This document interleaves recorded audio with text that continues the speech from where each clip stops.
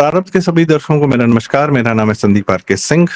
दर्शकों, आज का जो हमारा विषय है वह है आम आदमी पार्टी में जो टूट हुई है। पर बात सिर्फ एक राजनीतिक पार्टी के टूटने की नहीं, और अभी वो पूरी तरह टूटी भी नहीं है, पर यह जो दरार आ गई है आम आदमी पार्टी में, इससे बहुत ज्यादा लोगों को बहुत कष्ट है, क्योंकि आम आदमी पार्टी में बहुत ज्यादा ऑर्गेनाइजेशंस ने, लोगों ने इन्वेस्टमेंट कर रखा था। पैसे से भी कर रखा था, अपने जितना उनका रिसोर्सेस थे वह भी लगा रखा था। और सबसे बड़ी बात कि आम आदमी पार्टी या केजरीवाल के किसी भी सत्ता में पहुंचने पर उनको जो सत्ता का एक्सेस मिलता, उसका जो दुरुपयोग करते, उसमें उनका बहुत ज्यादा वेस्टेड इंटरेस्ट था। तो यह चोट वहां लगी है, उन लोगों को लगी। इसमें सबसे बड़ा रोल जो है वो दिल्ली की मीडिया का है। कहने के तो वो अपने आप को नेशनल मीडिया कहते हैं, पर वह दिल्ली मीडिया ही है। दिल्ली में जो मीडिया है, आप देखें कि पिछले कम से कम जब से टीवी जो न्यूज मीडिया आया है, इलेक्ट्रॉनिक मीडिया, उसमें वर्चस्व और जो गैंग गिरोहबाजी आप कह सकते हैं, वो 3-4 मीडिया हाउसेस की ही है। और एक कार्टेल के तरीके से मीडिया पर एकाधिकार बनाया गया है, भारत की मीडिया पर। सबसे बड़ी बात है कि इस पूरे मीडिया तंत्र के अंदर भारत नहीं, यह भारत को नियंत्रित तो करता है, पर भारत के प्रति कोई प्रतिबद्धता नहीं। आप लोग कह सकते हैं कि आदमी की बात करते हैं, मोदी जी के कार्यों की बात करते हैं, गोदी मीडिया है ये लोग तो भाजपा की बात करते हैं। हाँ, काम इतने होते हैं कि आप इग्नोर नहीं कर सकते। खासकर जब सोशल मीडिया सामने से काउंटर देता है या नैरेटिव देता है, तो उसको ये इग्नोर नहीं कर सकते हैं। अन्यथा इनकी आदत थी कि सिर्फ ऊपर से इन्होंने जो कहा वही पूरे भारत का सत्य हो जाता था, भले ये लोग खुद झूठ बोल रहे हैं। खैर, दो चीजें हुई कि एक तो भाजपा सरकार आई केंद्र में, जिसमें इस दिल्ली मीडिया का रत्ती भर इंटरेस्ट नहीं था। इनको एक्सेस चाहिए होता, और एक्सेस के लिए वही लोग पावर में चाहिए होते हैं जो इनको एक्सेस दें या जिनसे इनके पुराने संबंध रहें, जिसमें इन लोगों ने इन्वेस्ट कर रखा। Coming back to Kejriwal, invest कैसे किया था? एक मीडिया इवेंट था रामलीला मैदान में, आप लोग को याद होगा। वह 1 महीना तक पूरा ऐसा माहौल पूरे भारत में बनाया गया जैसे उससे वही रिवॉल्यूशन है, वही क्रांति है, और वही सब कुछ, भारत के सारा कचरा वही साफ कर देगा जो रामलीला मैदान में हो रहा है। लोग पहुंचे, सब लोग उत्साहित थे, सबका दिमाग भ्रमित कर दिया गया था। इस मीडिया ने, जिसने केजरीवाल को एक जगह पर बिठाकर उसको उससे आमरण अनशन करवाया और अंततः उसको दिल्ली का सर्वे सर्वा बना दिया, या भारत में एक राजनीतिज्ञ के रूप में स्थापित कर दिया, सिर्फ एक जगह बैठे बैठे। उसने कोई मेहनत नहीं की, वह जमीन पर कार्य नहीं किया। उसका इतिहास सबको पता था, वह इतिहास छुपाया गया। उसका इतिहास यह था कि उसका एनजीओ था, वह फॉरेन फंडेड, क्या कहते हैं, अमेरिका से यूएसएड और अन्य जगहों से उसको पैसे मिलते थे। वह कांग्रेस से भी जुड़ा रहा। कांग्रेस का एक संगठन था आम आदमी पार्टी, आम आदमी के सिपाही, कांग्रेस का संगठन था। उसको ट्रेनिंग देने जाता था केजरीवाल और योगेंद्र यादव। वही योगेंद्र यादव जो सोनिया गांधी के एनएसी का मेंबर था, वह जमीन पर उतरता है, और केजरीवाल के साथ आम आदमी पार्टी के बनन संस्थापक बहुत सारे आए थे। खैर, धीरे धीरे के करके निकाले गए। ऐसे लोगों को भरा, प्रशांत भूषण जैसे लोगों को, जो कश्मीर में रेफरेंडम करवा कर पाकिस्तान को सौंपना चाहते थे, और आज भी उनकी वही इच्छा है, वहां भले कश्मीर में शांति हो गई। ऐसे लोग भी थे केजरीवाल के समर्थन में आए, जो यासीन मलिक को जी और साहब बुलाते थे और यासीन मलिक के लिए प्रेस कॉन्फ्रेंसेस करवाते थे। खैर, वह एक समय था जब सोशल मीडिया का उतना उभार नहीं हुआ था, और दिल्ली मीडिया ही मेन स्ट्रीम मीडिया था, और उसने अपना पूरा इन्वेस्टमेंट करके केजरीवाल की गंदगी को छिपाया और उसको एक मसीहा के रूप में स्थापित किया। तो उसके बाद केजरीवाल के कुकर्म क्या है, यह सबने देखे। और बात यह नहीं कि सिर्फ उस समय उसको प्रतिस्थापित किया, केजरीवाल कुकर्म पे कुकर्म करता रहा एज अ दिल्ली का सीएम, और उसको फ्री पास मिलता रहा, और दिल्ली को बर्बाद करता रहा। उसी दिल्ली में रहने वाली मीडिया ने दिल्ली की बर्बादी की खबरें नहीं दिखाई। पूरे देश में कहीं भी कुछ भी, खासकर भाजपा शासित राज्यों में जो भी होता था, उनकी खबरें दिखाते थे। उनकी खबरों के आधार पर जो है मुख्यमंत्रियों से इस्तीफा मांग लिया जाता था, पर केजरीवाल की नाकामियों को बहुत कायदे से छुपाया जाता था, क्योंकि केजरीवाल के माध्यम से, चूंकि मोदी जी केंद्र की सत्ता में आ चुके थे, तो वहां मीडिया का एक्सेस बंद हो गया था। यह बात अरुण पुरी ने स्वयं मोदी जी के सामने कही थी कि आपने हमारी दुकान बंद करा दी। वही इंडिया टुडे ग्रुप जब केजरीवाल का पार्षद जो था, जो दिल्ली के दंगों में इन्वॉल्व था, ताहिर हुसैन, वह जब पुलिस से भागा भागा घूम रहा था तो राजदीप सरदेसाई ने उसका पहला इंटरव्यू लेके उसको एक कवर फायर देने का प्रयास किया। और भी कितने कुकर्म थे। मोहल्ला क्लिनिक का पूरे कोविड काल में किसी को याद नहीं आई। सिर्फ 2-4 स्कूल बना के स्कूलों का मसीहा और शिक्षा जगत का मसीहा बनाया गया। पूरे दिल्ली के कितना नुकसान किया विद्यार्थियों का, फेल कराया जानबूझ के, 10th में फेल कराया, शिक्षा व्यवस्था बिगाड़ी। उस पर किसी का, मीडिया को पता था, ध्यान नहीं दिया। केजरीवाल जब शीश महल बनवा रहा था तो क्या मीडिया को नहीं पता था? पता था। किसने ध्यान दिया और क्यों दिया? क्या डीलिंग रही? सिर्फ एक नेटवर्क आया, टाइम्स नेटवर्क, वो भी किन्हीं कारणों से। कोई ऐसा नहीं है कि मैं उनको बहुत कमाल का लोग मानता हूँ। उन्हीं विनीत जैन जो टाइम्स नेटवर्क के, टाइम्स नाउ के मालिक हैं, बेनेटन कॉलम के, उनके कनक्लेव में जब मोदी जी जाते हैं तो मोदी जी को कहना पड़ता है कि जब इतनी तारीफ कर रहे हो, जब इतने मेरे सरकार के कार्य जानते हो तो छापते क्यों नहीं?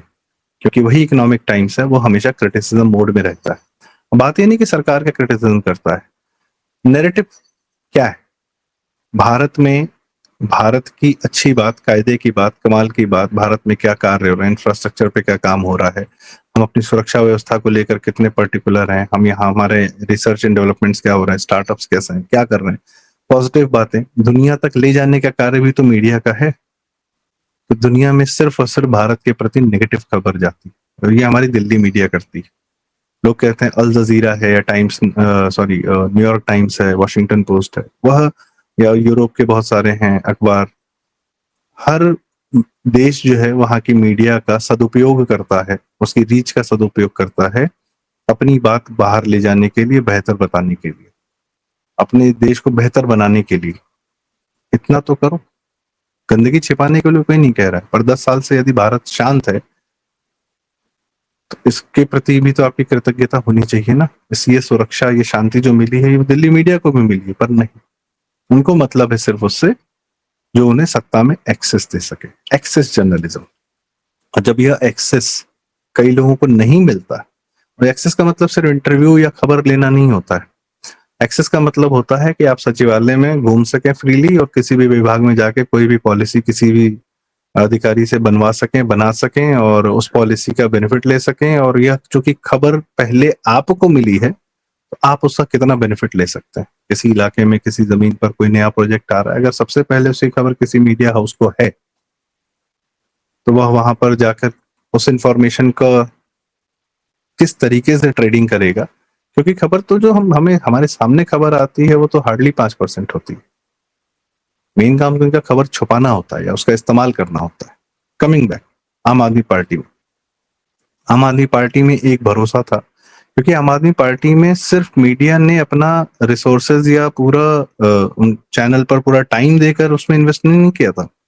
कई लोगों ने तो अपने अपने यहाँ के पत्रकार उतार के आम आदमी पार्टी में भेजे थे कि जाओ वहां रहो। ये जैसे क्या होता था कि पहले मुलायम या लालू से पहले कांग्रेस के जो नेता हुआ करते थे वो बाहुबलियों को, उनका इस्तेमाल करते थे, उनके माध्यम से चुनाव बूथ लूटते थे। लोगों को जो बंगाल में आज दिख रहा है कि वोट नहीं देने दिया जाता, ये काम कांग्रेस के लोग करते थे भारत में। तो बाहुबलियों को लगा कि जब अपना नेता जिताते हैं तो हम खुद भी जीत सकते हैं।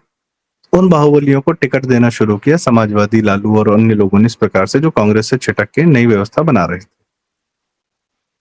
तो बाहुबली माफिया हो गए और फिर वो नेता भी हो गए। ऐसे ही दिल्ली की मीडिया को भी लगता था कि नेता तो मैं बनाता हूँ, मैं जिसको टीवी पर बैठा दूं या जिसके बारे में चर्चा कर दूं वो नेता होता है ना। बिना चर्चा के, जिसका कोई नाम नहीं जानता, वह नेता कैसे हुआ? तो क्यों ना मैं अपने नेता पैदा करूं, क्यों ना मैं कांग्रेस के नेताओं की चर्चा क्यों करूं, मैं अपने नेता पैदा करता हूं। यह कार्य हुआ 2008 में। तो जब राहुल गांधी और सोनिया गांधी जाकर चीन में एमओयू करते हैं 2008 में, तब यूएस के कान खड़े होते हैं और यूएस अपने इंडिया के जितने स्लीपर सेल्स थे, जो मेगासेसे अवार्ड फंडेड थे और इस प्रकार के, Arundhati Roy Booker prize, Nobel prize और मेगासेसे ऑफ कोर्स, बहुत सारे इस तरीके के जो लोग थे, बुद्धिजीवी थे, जो देश चलाने के लिए जिनके पास सारी बुद्धि थी, या एनजीओ वाले, उनकी चोरी कसता है, बोलता है कि अब ये सोनिया गांधी की सरकार भी भारत में नहीं चाहिए क्योंकि ये चाइना की गोदी में बैठ रहे हैं ये लोग जाकर। उसके बाद आप सोचिए सोनिया गांधी की एनईसी से निकले हुए योगेंद्र यादव, बहुत सारे लोग, अब वो टाइमलाइन देखिए 2009 से 2014 तक की, उसमें घोटाले हो रहे थे, सबको पता था, दिल्ली मीडिया को भी पता था, मोदी जी ने स्वयं बोल रखा था कि ये डील्स और डोल्स की, और इंडिया टुडे समिट में बोला था कनक्लेव में कि डील्स एंड डोल्स ने भारत का कितना नुकसान किया है, यह भारत तो जानता है, लुटियन दिल्ली तो जरूर जानती, और लुटियन दिल्ली सामने बैठी हुई थी, क्योंकि भारत की जितनी इंटरनल डील्स होती हैं, चाहे आर्मी की डिफेंस परचेजेस हो या भारत में जैसा मैंने बताया कोई भी प्रोजेक्ट्स हो, उसकी बेनिफिशियरी, उसमें दलाली, उसमें कमीशनिंग बाजी करने वाले सबसे ज्यादा कौन लोग थे? यही लुटियन दिल्ली, और उसमें दिल्ली मीडिया का बहुत बड़ा रोल था, और अधिकारियों के बच्चे और नेताओं के बच्चे, ये सब कमीशन बाजी दलाली में ही इन्वॉल्व थे। बहुत आपको मिल जाएंगे। और एंटी भारत तो आपको नेताओं के बच्चे और जिन्होंने अधिकारियों के बच्चे और कई सारे आर्मी वालों के बच्चे जिनको एनडीटीवी ने अपने यहाँ नौकरियां दी, वो लोग आपको एंटी भारत कार्य करते हुए सदैव मिल जाएंगे। ठीक है, यही नैरेटिव, एंटी भारत नैरेटिव बनाते हुए। Coming back to timeline of 2009 से 2014, भारत में घोटाले हो रहे हैं, घोटाले हो रहे हैं, घोटाले हो रहे हैं। यह बात संसद में भाजपा तो कर ही रही थी, जो उसकी लिमिटेड कैपेसिटी थी वो तो कह ही रही थी। इसको सबसे ज्यादा तूल मिला जब दिल्ली मीडिया ने इसको उठाना शुरू किया। ठीक है, दूसरा, ये दिल्ली मीडिया बेनिफिशियरी थी पाकिस्तान की। पाकिस्तान हमेशा से यूएस टूल रहा है। अमन का तमाशा जो किया था उसमें कौन गया था? दिल्ली के लोग ही गए थे पाकिस्तान में घूमने फिरने, और यहाँ भारत आके बताने रहे नहीं, पाकिस्तान के लोग तो बहुत अच्छे हैं, बहुत प्यारे हैं। पूरा नैरेटिव चला के, पूरा 26/11 के बाद कैंपेन चलाया कि पाकिस्तान के प्रति मोहब्बत रहे। फिर ये काम भी इसी टाइमलाइन में हो रहा था। फिर आती हैं दो घटनाएं मेजर। केजरीवाल को दिल्ली में बिठाने से पहले जनता को उद्वेलित करने के लिए एक कैंपेन चला था, नो वन किल्ड जेसिका।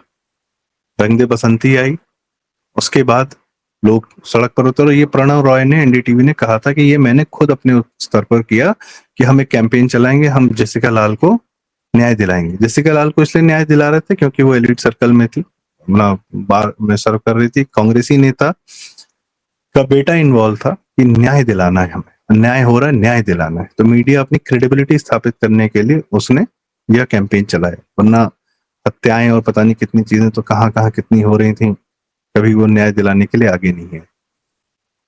फिर ऑफ कोर्स नीतीश कटरा जी का जो मर्डर हुआ था, उसमें जो उनकी माता जी थी, जुडिशरी का। ठीक है, मीडिया अपनी क्रेडिबिलिटी स्थापित कर रहा था, जाहिर सी बात है, बड़ा झूठ बोलने के लिए छोटे छोटे सच पहले बोलने पड़ते हैं। फिर उसके बाद दिल्ली में एम्स में एक छात्रों का प्रदर्शन होता है, कुछ रिजर्वेशन लाई थी केंद्र सरकार उस समय की, सोनिया गांधी, जिसमें जनरल छात्रों का जो सीट्स थी वो बहुत कम हो गई थी।